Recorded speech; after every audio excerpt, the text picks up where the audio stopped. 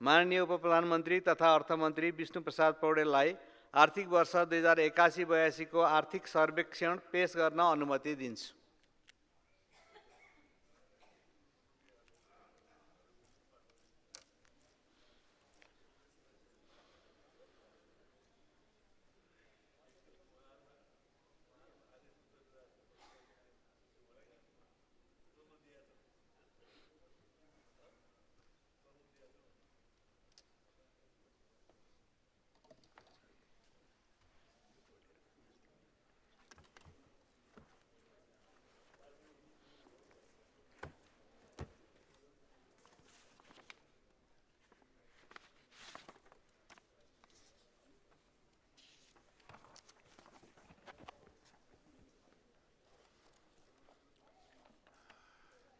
सम्माननीय सभामुख महोदय,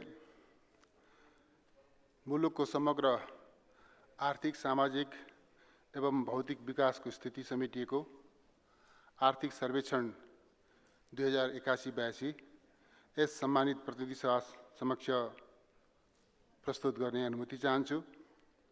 यस आर्थिक सर्वेक्षणमा चालू आर्थिक वर्षको प्रथम 8 महिना र गत आर्थिक वर्षको मुलुकको समग्र विकासको अवस्था प्रस्तुत गरिएको छ। चालू आर्थिक वर्ष मुलुकको आर्थिक वृद्धि 4.61% रहने अनुमान छ। प्रदेशगत रूपमा मध्य प्रदेश, कोशी प्रदेश र सुदूरपश्चिम प्रदेश बाहेक सबै प्रदेशको आर्थिक वृद्धि दर राष्ट्रिय औसत 4.61% भन्दा माथि रहेको छ। चालू आर्थिक वर्षमा नेपालको अर्थतन्त्रको आकार रु 61 खर्ब 7 अर्ब पुग्ने अनुमान छ। यस अवधिमा कुल ग्राहस्थ उत्पादनमा कृषि क्षेत्रको योगदान 25.16%, उद्योग क्षेत्रको योगदान 12.83% र सेवा क्षेत्रको योगदान 62.01% रहने अनुमान छ। प्रति व्यक्ति कुल राष्ट्रिय आय बढेर 1517 अमेरिकी डलर पुगेको छ। औसत उपभोक्ता मुद्रास्फीति 4.72% रहेको छ। चालू आर्थिक वर्षको फागुनसम्म सङ्घीय खर्च 4.47% र सङ्घीय राजस्व 12.6% बढेको छ। वैदेशिक सहायता प्रतिबद्धता उल्लेख्य रूपमा बढेको छ। यस अवधिमा सङ्घीय सरकारको वित्त घाटा रु 16 अर्ब 19 करोड रहेको छ। गत आर्थिक वर्षको यसै अवधिमा यस्तो घाटा रु 70 अर्ब 36 करोड रहेको थियो। 2081 फागुनसम्म सङ्घीय सरकारको तिर्न बाँकी सार्वजनिक ऋण 26 खर्ब 76 अर्ब 4 करोड पुगेको छ, जुन कुल ग्राहस्थ उत्पादनको 43.8% हो। वित्तीय पहुँच बढेको छ। सबै स्थानीय तहमा बैंकको शाखा पुगेको छ। बैंक तथा वित्तीय संस्थाका प्रति शाखाबाट औसत 2527 जनसङ्ख्यामा बैंकिङ सेवा उपलब्ध भएको छ। 2081 फागुन मसान्तमा बैंक तथा वित्तीय संस्थाको निक्षेप 9.5% र बैंक तथा वित्तीय संस्थाबाट निजी क्षेत्रतर्फ प्रवाहित कर्जा 7.7%ले बढेको छ। नेप्से सूचकाङ्क 2081 फागुन मसान्तसम्ममा 2736.49 बिन्दु कायम भएको छ। जीवन बीमाको पहुँच 44.17% जनसङ्ख्यामा पुगेको छ। चालू आर्थिक वर्षको फागुनसम्म वस्तु निकासी 57.2% र वस्तु पैठारी 11.2%ले बढेको छ। विप्रेषण आप्रवाह 9.4%ले बढेर रु 10 खर्ब 51 अर्ब 77 करोड पुगेको छ। चालू खाता र शोधनान्तर स्थिति दुवै बचतमा रहेका छन्। विदेशी विनिमय सञ्चिति हालसम्मकै उच्च रही 14.3 महिनाको वस्तु तथा सेवाको पैठारी धान्न पर्याप्त रहेको छ। हालसम्म उद्योग विभाग र लगानी बोर्ड नेपालबाट रु 47 खर्ब 66 अर्ब बराबरको लगानी स्वीकृत भएको छ। वैकल्पिक ऊर्जासहित 99% जनसङ्ख्यामा विद्युतको पहुँच पुगेको छ। कुल जडित विद्युत क्षमता 3602 मेगावाट पुगेको छ। सङ्घीय सरकारबाट निर्माण भएको रणनीतिक सडक सञ्जाल र स्थानीय सडक सञ्जाल गरी सडकको लम्बाइ 36,132 किलोमिटर पुगेको छ। इन्टरनेट ग्राहकको घनत्व 144.23% पुगेको छ भने 72% घरधुरीमा डिजिटल टेलिभिजनको पहुँच पुगेको छ। मानव विकास सूचकाङ्क बढेर 0.622 पुगेको छ।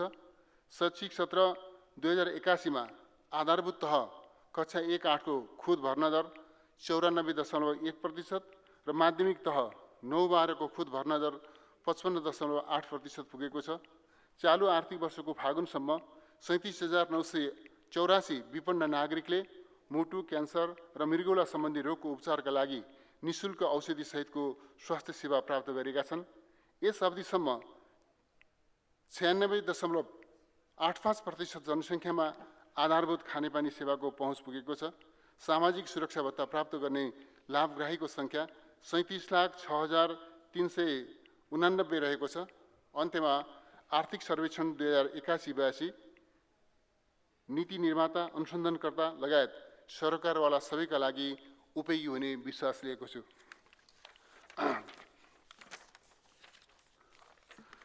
सामान्य सभामुख महोदय, यही आर्थिक सर्वेक्षणका सन्दर्भमा यति कुरा राखिसकेपछि मैले छोटो सार्वजनिक संस्थानहरूको वित्तीय वार्षिक स्थितिका बारेमा पनि छोटो चर्चा गर्ने अनुमति चाहन्छु। सामान्य सभामुख महोदय, नेपालको सार्वजनिक संस्थानको आर्थिक वर्ष 2080-81 को समग्र अवस्था, उपलब्धि, सञ्चालनको चुनौती र सुधार क्षेत्र जस्ता विषयलाई समेटेर सार्वजनिक संस्थानको वार्षिक स्थिति समीक्षा 2082 सम्मानित प्रतिनिधि सभा समक्ष प्रस्तुत गर्न चाहन्छु। सार्वजनिक संस्थानको वास्तविक अवस्थाको जानकारी आम नागरिक र सरकारवालासम्म पुर्याई पारदर्शिता र जवाफदेहिताको अभ्यासलाई सुनिश्चित गर्न प्रत्येक वर्ष सार्वजनिक संस्थानको स्थिति समीक्षा सम्मानित सभा समक्ष प्रस्तुत गर्ने गरिएको छ। नेपालमा हाल विभिन्न औद्योगिक, व्यापारिक, सेवा, सामाजिक, जनोपयोगी र वित्तीय क्षेत्रमा गरी 45 वटा सार्वजनिक संस्थान सञ्चालनमा रहेका छन्, जसमध्ये 20 वटा पूर्ण सरकारी स्वामित्वका र 25 वटा सरकारको अधिकांश स्वामित्व रहेका छन्। आर्थिक वर्ष 2080-81 मा सार्वजनिक संस्थानको कुल सम्पत्ति गत आर्थिक वर्षभन्दा 2.20% वृद्धि भई रु 29 खर्ब 10 अर्ब 17 करोड पुगेको छ। सार्वजनिक संस्थानमा नेपाल सरकारको कुल लगानी समीक्षा अवधिसम्म 5.86% वृद्धि भई रु 7 खर्ब 3 अर्ब 93 करोड पुगेको छ, जसमा शेयर लगानी रु 3 खर्ब 64 अर्ब 86 करोड र ऋण लगानी रु 3 खर्ब 39 अर्ब 7 करोड रहेको छ। आर्थिक वर्ष 2080-81 मा संस्थानको कुल सञ्चालन आय रु 6 खर्ब 60 अर्ब 15 करोड पुगेको छ, जुन अघिल्लो आर्थिक वर्ष 2079-80 को तुलनामा 0.22% कम हो। कुल ग्राहस्थ्य उत्पादनमा सञ्चालन आयको अनुपात 11.57% रहेको छ।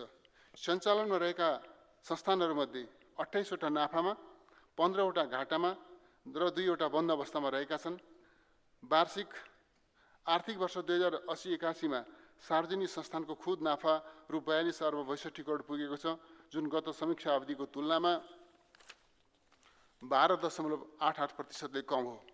नोक्सानीमा रहेका संस्थानहरूको खुद नोक्सानी रु 3 अर्ब 63 करोड रहेको छ। नाफामा रहेका संस्थानहरूको खुद नाफा गत आर्थिक वर्षको तुलनामा 11.50% घटेको छ भने नोक्सानीमा रहेका संस्थानहरूको खुद नोक्सानी गत वर्षको तुलनामा 8.65% बढेको छ।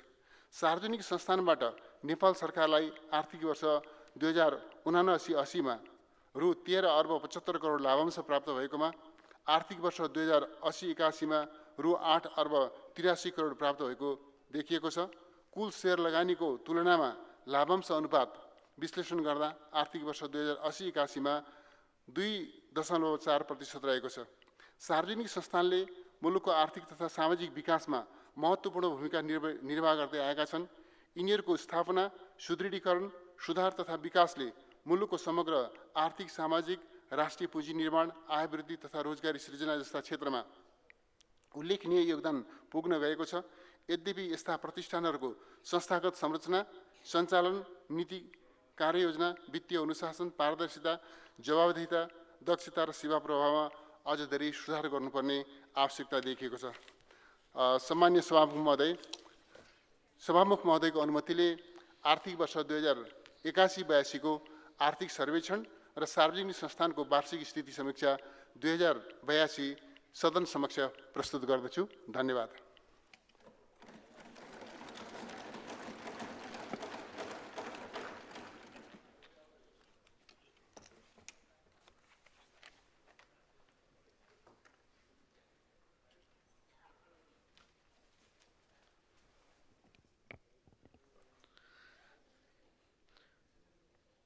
मान्य सदस्यहरू, अब प्रतिनिधि सभाको